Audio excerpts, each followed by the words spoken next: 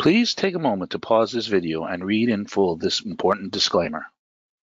This demonstration is for educational purposes only and should not be interpreted as a recommendation to buy or sell a security.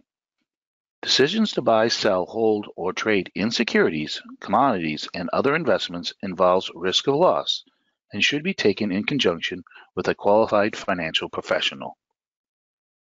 Today's subject, counter-trend trading, or profiting from price extremes. Now, counter-trend trading is a dangerous, risky style of trading that requires patience, discipline, and strict risk management rules to keep our trader from being run over by a freight train trend or being stabbed trying to catch the falling knife of price. Hello, everyone. My name is John Rowland, Bar Chart's head of trading and education, and today we're going to look at identifying these opportunities to trade against the trend, what tools we can employ to discover these opportunities, and ways to reduce our risk, increase our probability of success by setting realistic and achievable targets before our primary trend returns. Now, moving averages are one of the oldest and most reliable technical tools used to identify trend. Moving averages smooth out price data, creating this trend following indicator. An uptrend price fluctuates above the moving average. It's lagging. The moving average is lagging. Statisticians will call this the mean. Now, occasionally, price deviates far from the average.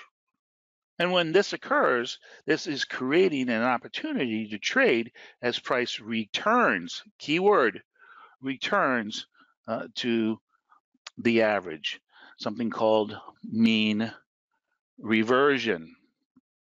So this is going to be the basis of our discussion today, discovering price extremes. Now, though there are many technical analysis tools that could signal price extremes, and some examples that come to mind are RSIs or MACDs or stochastics, we're going to concentrate on the concept of mean reversion. And because of three factors. One, we'll be able to determine our risk. Two, using confirmation of price reversals.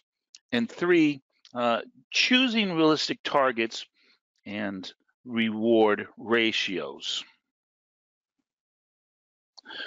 And again, what we want to start looking for is, that explosion of price that goes outside of our Bollinger Band, our whole candle outside, and that reversal pattern. And here we can see a shooting star. Then price returns inside of our mean. And then here's another one. This is kind of a shooting star as well. But notice this is a green candle. And again, we would need to wait for that opposite color, that red candle, to take that trade, right? So that's going to bring us to our step 4 and 5, which kind of go in hand together.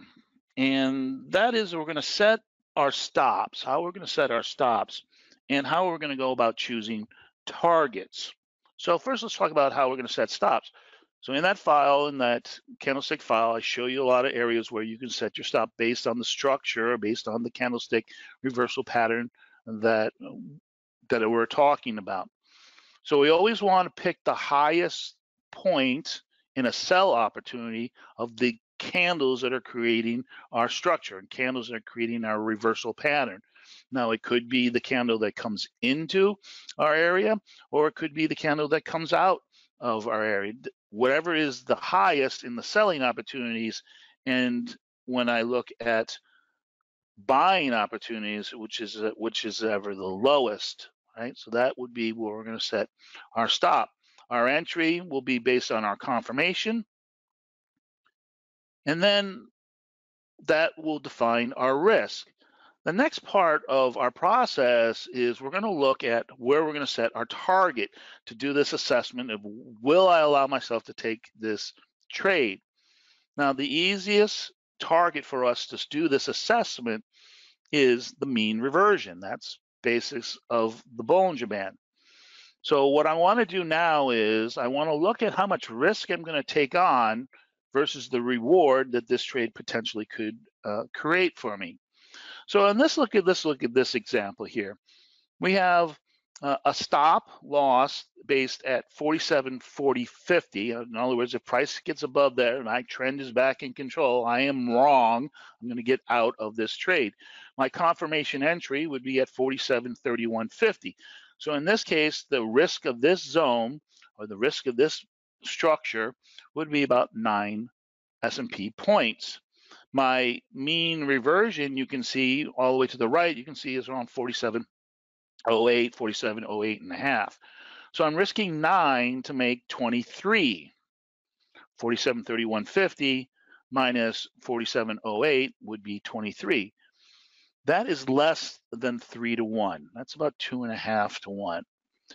Now, if I was taking a trade with a trend, I probably would take that trade, but we're taking a contra-trend trade, and we need to get a greater reward for the risk that we're taking on, the risk that we're going against this trend. And 3 to 1 should not be our threshold. We should think about a higher threshold, maybe something like 5 to 1. Now, think about this for a second. If I set a trade up where I have potential to make 5 to 1, it's a lot easier to ring the register at 3 to 1.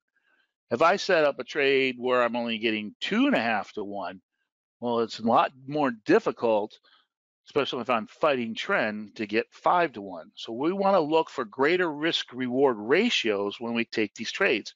Every trader is going to be different. Every trader is going to have different goals. Every trader is going to have a different risk tolerance. For those of you who are starting to try this as a trading opportunity, start at 5 to 1. I think you'll find that you'll keep yourself out of trouble and your risks will be a lot smaller compared to your rewards. So let's go back to this one, this shooting star. This example here, again, let's look at our risk in this trade. Well, it looks like we're risking about 5.5 points.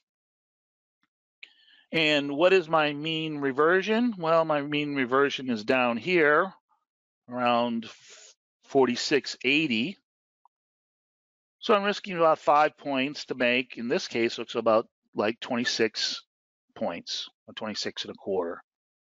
5 to 1, right? That is a better risk reward ratio. This would be a better trading opportunity, contra-trend trading opportunity. So what are the takeaways? First, price recognition. Look for that price deviation far and fast from our mean, right? Using our Bollinger Bands, using our Keltner bands. Confirmation. Has price reached a level of support or resistance that I anticipate a price reversal? Inside of that area, do I see candlestick pattern reversals? Do I see price returning inside of my bands? Have my candles changed color, that reversal? Is there a candlestick pattern that is a strong reversal pattern, ones that I believe in? And has price returned inside of that outer band? Again, price recognition, confirmation, reversal. Define your risk. Where am I wrong? Where is that trend going to be back in control? When we get above the candle that is outside of that range, when we get below the candle that is outside that range, I know I'm wrong. Get out. And choosing a realistic reward. Use that mean reversion. Is it large enough reward to justify that contra-trend risk? Again, a guideline that I gave, every trader is going to be different, 5 to 1. But I also show you techniques where I can learn how to mitigate my risk to increase my risk reward, but also be aware of when price returns back to my mean. I need to be proactive. I need to find ways either to take profits or to lock profits in. I hope this video was informative. If you enjoyed today's content, make sure you subscribe to Barchart's YouTube channel and give the video a thumbs up. Until next time, the good of all trading.